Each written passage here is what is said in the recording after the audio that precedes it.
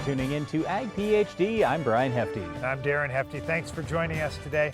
We're going to talk a little bit about post-emerge weed control in wheat. There are getting to be so many different options out there on the market today, and frankly, there's quite a few good ones.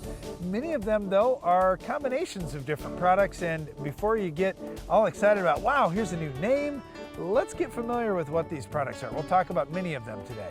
We're also going to talk about burn down this spring in front of corn and soybeans. There are quite a few options here as well, so we want to sort that through for you on today's show. We've got an iron talk coming up and a tough to control weed of the week, but first, here's this week's Farm Basics. The corn we planted early February have all good emergence. So far, we can't find any condition that the wheels haven't worked. I can just say that. Closing the seed trench behind the planter is essential to establishing yields in the fall. Introducing the Germinator Closing Wheel from Farm Shop MFG. Designed and built by a farmer who is tired of seeing poor stands because of uneven emergence, the Germinator is here to give your crop the strong start it needs for maximum yield. For more information, visit us at farmshopmfg.com.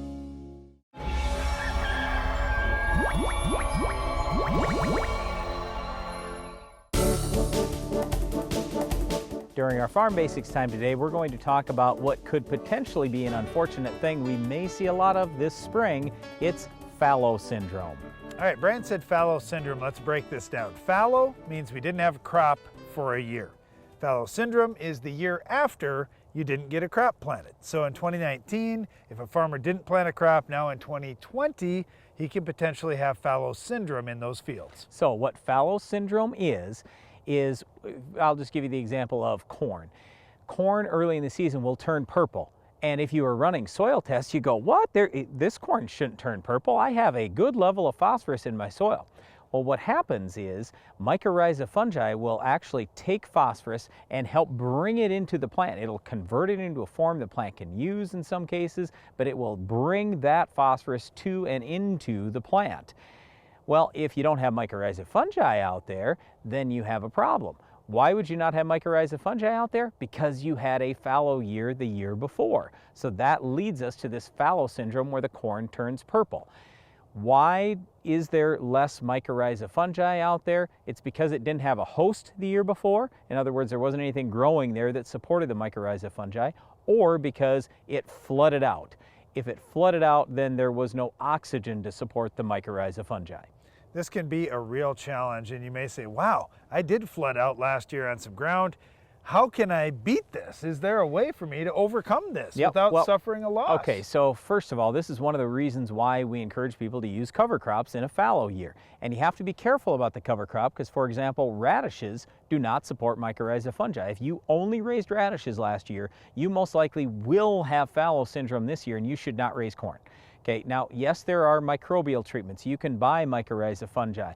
You can put more phosphorus out there. You can do things to try to overcome this fallow syndrome, but nothing is going to get you back to 100%. So our advice is, if you had nothing growing last year, no crop, no cover crop, no weeds on that field, and it was flooded ground, we would suggest planting soybeans, because corn, if you plant that, you're probably going to see it turn purple and you're not going to maximize yield. Brian, it brings up one other point. When farmers look at ground like this and say, wow, I've never had that problem in this field before, but now I've got this problem. Or maybe it's, I've had this problem in this field, but it's every third or fourth year.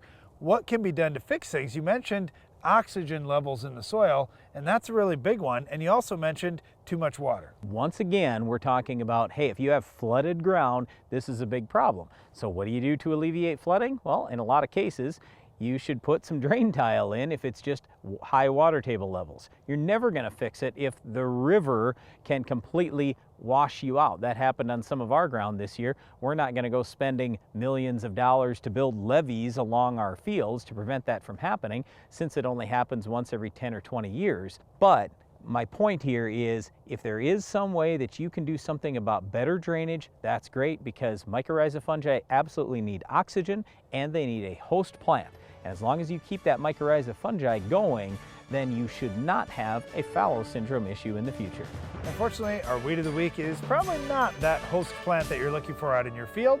Can you identify this week's weed? How much does your crop residue cost you? Over time, residue accumulates in your fields, building excess carbon levels and tying up your plant available nitrogen. Residue also traps P, K, and microbes and can take years to naturally become available to your crops. This is because soil lacks the diverse microbial life needed to break it all down. With decomp, you can naturally restore life to your soil and allow the release of valuable crop fertility. Learn more about decomp at eggbio.solutions. We started utilizing the dual react system this year. You can adjust your speed and it automatically adjusts your sprayer tips. So you can slow down and you aren't building up huge droplets, or you can speed up and you're not throwing a mist that's drifting. Hypro, helping you spray better.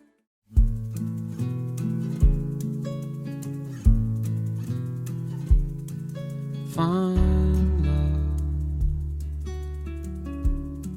and then give it all away.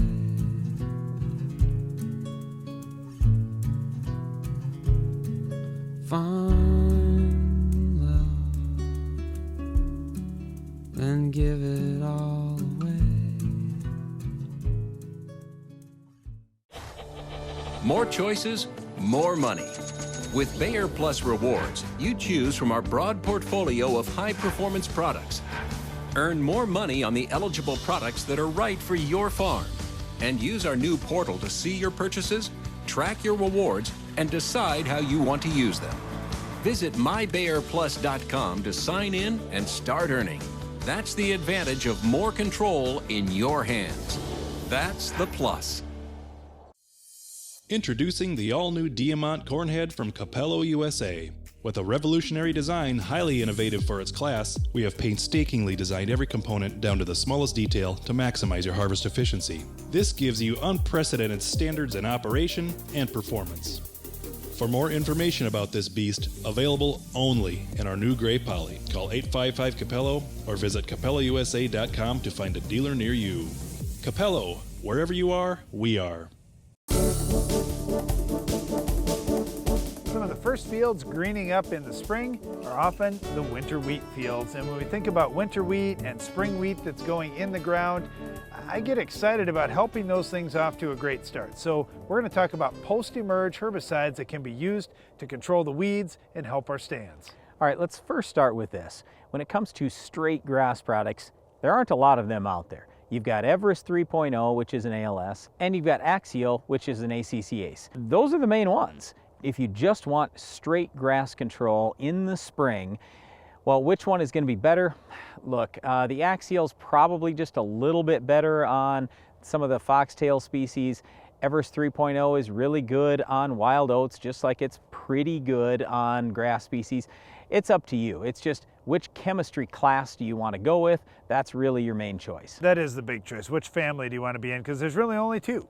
Now, when you look at broadleaves, we've got some other choices here. Historically, there have been a couple of main products, Husky and Wide Match. And so the question was, well, do I have Canada Thistle? Do I have Kochia? Wide Match is probably a better choice. With most other broadleaf weeds, well, Husky's been a better choice. But now there are a lot of tank mix type partners that we can use to get different levels of control and a combination of both grass and broadleaf control. Okay, when Darren says there are a bunch of tank mix partners for broadleaves, there really aren't. There's nothing that's new and different where we can say, oh, there's this great new thing that you can use instead of Husky or Wide Match. No. Really what there is, it's the same stuff we've had for a long time, which is 2,4-D, and we don't like 2,4-D because it's too hard on the wheat. Or the other choice is you can throw an ALS herbicide in. So we talk a lot about Affinity. It's a combination of the old Harmony and Express. Actually, Brian, there is one new product. It's QLEX. It's a combination of an ALS broadleaf killer and a new Group 4 product that's basically the RLX Active. So you've got a couple different modes of action. Really, the Group 4 is the main one that we're looking at here for some of the tougher weeds to control, and it really broadens the spectrum for a lot of programs. And when Darren says Group 4, that's the same chemical family as 2,4-D. The other widely used broadleaf product that we didn't talk about is Talinor. It really fits the same market as Husky, very similar in that it has the same two chemical families. It's got a little bit of the old Buctril in it, plus an HPPD. A new premix that there is for grass only. It's called Axial Bull. That's a combination of Axial and the old Puma. I honestly don't know why this is a real big deal because they're both ACCA's products, but if you think you could get a little better activity out of Axial Bold as opposed to straight Axial, well, it's certainly one way to go. You know, a lot of these combinations, Brian, can be a little bit confusing, so let's just run through some of these products like Perfect Match and Open Sky. When we start thinking about Perfect Match, you've got Wide Match, and then you have the Power Flex component that gets used on winter wheat. Well, with Power Flex, you can't use that on spring wheat. What they ended up doing is changing the safener now, and in the past we had Gold Sky, okay, and Gold Sky is still there. So they've got the Power Flex and then some broadleaf killers together with that Power Flex, but then they tripled the safener. Well, with Perfect Match, you've got new safener with Power Flex, plus you've got Wide Match. Open Sky is basically just the old Gold Sky with the new safener in it. So just the same amount of weed control, just a little different safener. Yeah, so let's talk about that, whether you're talking Gold Sky or Open Sky. What it is it's Starane for kochia. It is flurazolam, that's that ALS product that Darren mentioned a little bit earlier. It's got some activity in a number of different weeds. And then you've got that same active ingredient that's in PowerFlex that's got fairly decent activity on downy brome, on cheatgrass, and some activity on some other grass species. Another premix that's getting to be quite popular is Husky Complete. That's just Husky for broadleaves plus Varro, which is an ALS grass killer. All right, so here's what we would encourage you to do as you go into this spring, because we probably just confused you more than anything. Start with, what's my biggest problem? All right, if your biggest problem is kochia, get something that's got starane in there. If your biggest problem is lamb's quarters, for example, well, you probably want an HPPD, so now we're talking Husky or Talinor. If you say, hey, I also have grass, then you can start looking at the grass combinations, or if your grass is really bad, we would suggest you spray the grass all by itself. So now we're probably talking Axial or possibly Everest 3.0, and then coming back a week or so later and controlling the broadleaves.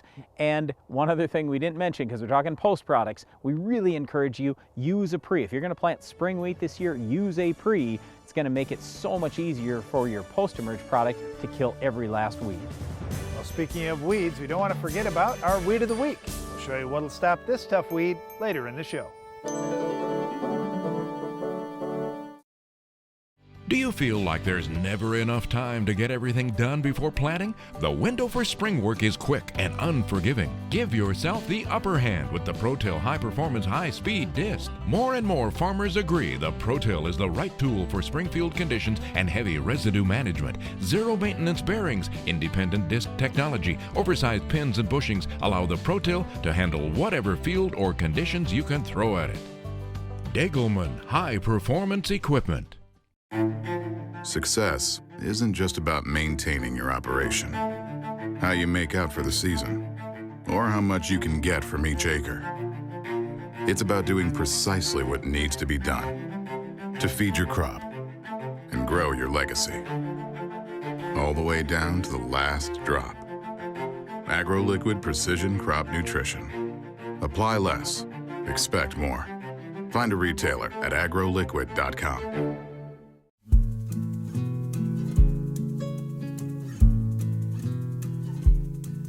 Find love, and then give it all away.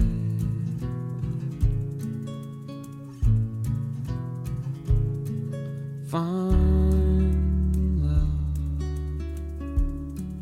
then give it all away. Why do I farm? It's just something I've always wanted to do, something I've known since I was my daughter's age. When you farm, you have a responsibility to keep it growing, to look at a freshly planted field, a newborn calf, even your bottom line, then ask yourself, how do I help this grow? How can I make it even more productive? I ask myself these questions every day, because no matter what I'm doing, I'm still a farmer. Challenging field conditions often make harvest difficult. Can your corn head handle it? The GTS X10 corn head from Agra US is a rugged, cost-effective alternative to heavier, more traditional heads. Constructed of durable yet lightweight aluminum, the X10 puts less strain on your combine without losing harvest effectiveness. And it is 40% lighter than traditional heads, reducing field compaction in those less than ideal conditions. For more information, give us a call at 8334-AGRA-US. It's no secret that Mother Nature doesn't always cooperate with your schedule. Field conditions in recent years kept many from timely planting and fertilizing, and when you can't get your fertilizer applied, you lose thousands of dollars in yield potential. If you need flexibility in your fertility application timing, you need a drop tube system from C&R Supply. C&R drop tubes allow you to apply liquid nitrogen in season and place it exactly where your crop needs it. To learn more about low-cost C&R drop tube solutions, visit crsupply.com.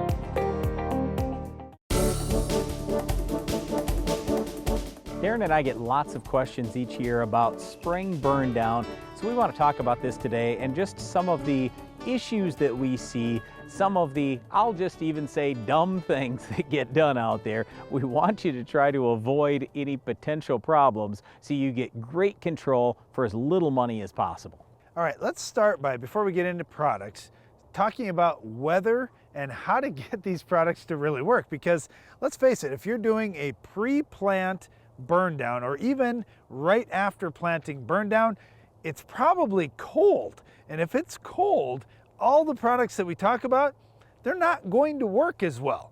So if you can simply wait for a warm up, like let's say for example, it's Monday and it's 50 degrees for a daytime high, but you see Tuesday, Wednesday, and Thursday, it's going to be in the 70s. Why on earth would you be spraying on Monday when it's 50, when you just have to wait a couple of days and it's going to warm up? So that's going to be one of the first things that we look at in order to get any of these products to work well. Hey, and it's not just the temperature that day. We would like to have the day before and the day after also be warm if we can. That's where we get the best performance. You want it warm the day before so that plant gets actively growing. You want it warm the day after so we get good translocation, good movement of that herbicide through the plant. The other big thing we see in the spring is when the weeds are tiny, you don't need 20 gallons of water. And I realize some people out there are going to tell you, oh, you got to use 20 gallons of water. That's ridiculous. Use 3 gallons or 5 gallons. You want smaller spray droplets and you want concentrated droplets. Because here's the thing, on a tiny little weed that's a 1/4 inch tall, how many great big droplets can you stick on there? Either 0 or 1. You want little droplets and they need to be concentrated so you can get a lethal dose into that weed. Let's talk about that gallons per acre piece, Bram, because if you're spraying water, I totally agree with you. However, when you're spraying fertilizer with a pre-emerge herbicide, we see a lot of guys putting out 20 or even 30 gallons of water. How do you handle that difference when you're at 30 gallons of fertilizer versus 5 or 10 gallons of water? All right, well, first of all, if we're putting out a residual only herbicide, it's fine. A dual, outlook, warrant, whatever, harness, something like that, fine. But what we're talking about here is burn down products. Roundup, Gramoxone, Liberty, 2,4-D, dicamba. You can't throw fertilizer with those and have those work exceptionally well many times. You can try it because fertilizer alone will burn down some weeds. So you can try 30, 40 gallons of fertilizer out there with a little herbicide and see what happens. But what we're talking about today is separate from fertilizer. How do you get these burn down herbicides to work? All right, so some of the herbicides that we like to use with water rather than fertilizer are Gramoxone, Liberty, and Roundup. Those are 3 great base products that kill a broad spectrum of weeds. They're non-selective herbicides, so they're going to kill grass and they're going to kill broadleafs. Now, they're 3 completely different products though. We mentioned Roundup, and I know a lot of guys are going away from Roundup because there's some key weeds out there, like mare's tail, for example, that Roundup's not effective on anymore. Hey, it's still effective on a lot of different weeds out there. You may just add something to the Roundup to pick up some of those resistant weeds. However, if you decide to switch away from Roundup, you might be going to Gramoxone. Gramoxone is kind of like Roundup in that it kills all the weeds. However, it's strictly a contact herbicide. So it's going to have to hit all the leaves to get it. It doesn't move systemically, so it's not going to move down into that root system. So Gramoxone's fine for annual weeds, and it's not very good for perennial weeds. Gramoxone works much faster than the Roundup does. It kills weeds oftentimes on warm days. Within just a few hours, you see fields turning brown quickly, so Gramoxone's kind of nice for that. Now, the other one that I mentioned there is Liberty. Liberty, think of it kind of like Gramoxone, although it's not going to be as fast as Gramoxone. It works quite well. It's not going to get down into the root system, but it is going to kill those resistant weeds. All right, if you want to mix something in with any of those, a lot of times it's going to be AIM, 2,4-D, or dicamba.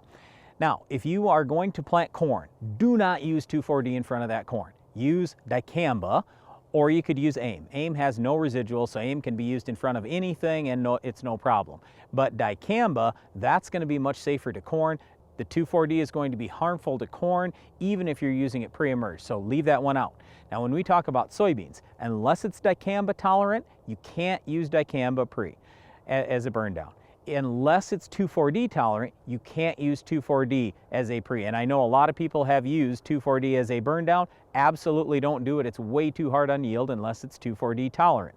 But again, you certainly could use AIM in front of any crop if you want to spike that in with the Liberty, Gramoxone, or Roundup. The other products we should probably mention too, Brian, fall into our 3 pre strategy for soybeans. They're Valor, Authority, and Metribuzin. All 3 of those actually have some pretty decent burn down activity, especially if you've got some oil in the mix. So depending on what you're putting them out with, those products could add some more kick for you, all on broadleaf weeds. All right, so once again, if you need a burn down this spring, you're probably going to use Gramoxone, Roundup, or Liberty. Roundup is definitely the cheapest, so that's why most people are still going that direction. Spike in AIM, 2,4-D, or dicamba. And again, if it's going to be in front of corn, it's dicamba. In front of soybeans, I'm probably going to say AIM unless it's 2,4-D or dicamba tolerant. Well, there aren't too many products that can control our weed of the week. We'll show you how to stop it coming up next. The Weed of the Week is brought to you by Corteva Agriscience, Agriculture Division of Dow DuPont. Finish the fight against tough weeds with the Enlist Weed Control System.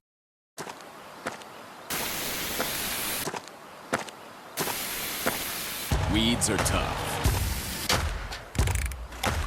but we're tougher. With unrivaled weed control, reduced drift, and near zero volatility. So, who's tough now?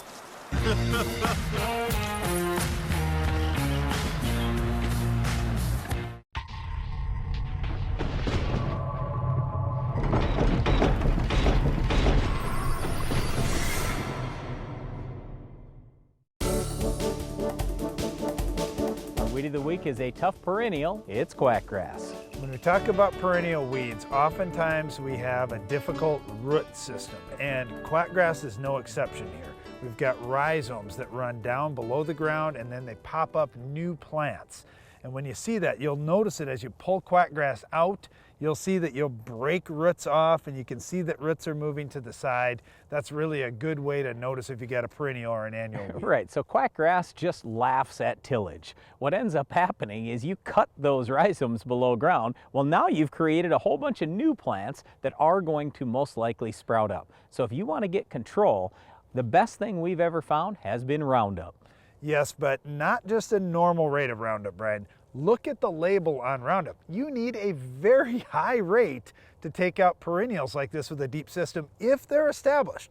Now let's just say you had a few new quackgrass plants just getting started for the first time and you were right on top of it, no problem. A low rate of Roundup may do the job for you, but if you've got some that have been established, like say for example, if you had a 4-year alfalfa stand and now it's getting thin and quackgrass is taking over, it's probably going to take a whole gallon of Roundup or whatever the highest labeled rate is. Yeah, so you can get suppression if you want to use some of the grass killers that are out there. We talk about the yellows in soybeans, we talk about clethodim and other post-emerge grass killers.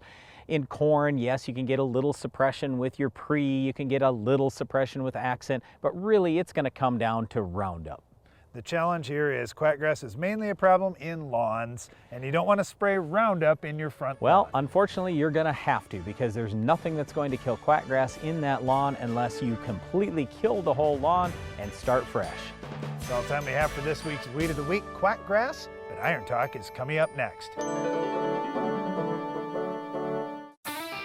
If you're looking to expand your farm's grain handling, you want everything to be fast and efficient. The Quick Belt from Norwood Sales is your all-around grain handling solution. Our conveyor-based system uses an 18-inch belt and a 10-inch tube, which minimizes seed damage while moving more than 10,000 bushels an hour. That's fast enough to fill a semi in 6 minutes. Plus, our hood is designed to gently direct the flow of grain straight down, keeping your crop in condition. Keep your grain and your farm moving with the Quick Belt from Norwood Sales.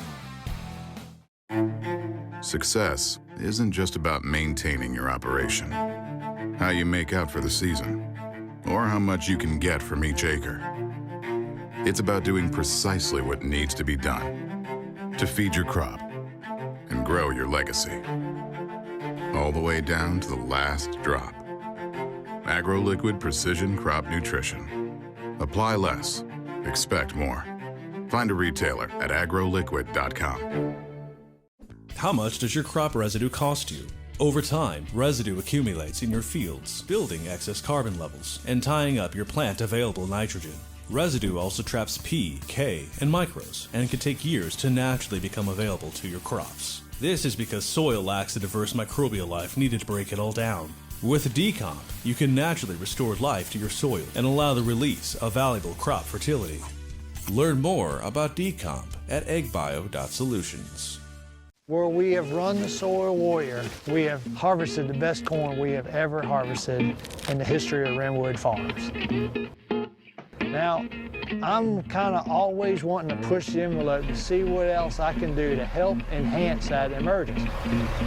Their ride is so much smoother. Their seed placement is even better. Where we had our best emergence and we've had our best yields was where we ran the Soil Warrior. More choices, more money. With Bayer Plus Rewards, you choose from our broad portfolio of high-performance products. Earn more money on the eligible products that are right for your farm. And use our new portal to see your purchases, track your rewards, and decide how you want to use them. Visit mybayerplus.com to sign in and start earning. That's the advantage of more control in your hands. That's the plus. Iron Talk is brought to you by Case IH. Why do I farm?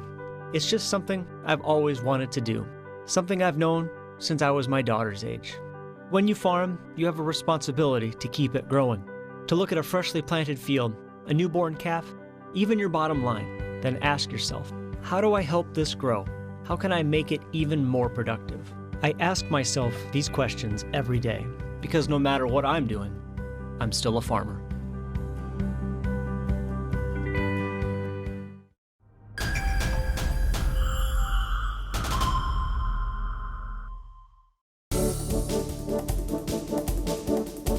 Are your grain storage bins empty? If not, when is the last time that you checked them? Grain storage is the topic for today's Iron Talk. Grain storage issues vary depending on the climate where you happen to farm, but there are two things that remain constant. You must control the moisture content of the grain, and you also need to control the temperature of the grain. Here are the guidelines. If you're going to store soybeans for any amount of time, 13% is the wettest you'd like those beans. For corn, it's 15%. Even so, if you'd like to store them for a longer time, you'll need that moisture percentage even lower than that. What happens as humidity levels rise in the spring and summer is that the equilibrium moisture content between grain and outside air no longer exists. When humidity levels are around 70% and soybean moisture is at 13%, you generally won't see problems. As humidity exceeds 70% and runs up to 90% or more, the soybeans simply can't absorb the extra humidity, leading to the surface of the beans becoming wet and ultimately spoiling. The temperature of the grain in storage is also important. In winter months, grain is often cooled to 40 degrees Fahrenheit and generally remains just above freezing. In the spring and summer months, when outside air is 15 degrees or more above the temperature of the grain, condensation can accumulate on the grain, leading to spoilage.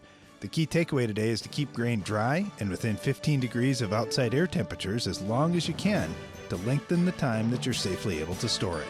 That's all for today's Iron Talk, and now back to the show. That's all the time we have for today's show, but if you're looking for more agronomic information, we'd encourage you to check out the Ag PhD Insider magazine. Just go to agphdinsider.com. And don't miss the next Ag PhD TV show. We'll have another Weed of the Week, Farm Basics, Iron Talk, and a whole lot more. I'm Darren Hefty. And I'm Brian Hefty. Thanks for watching Ag PhD.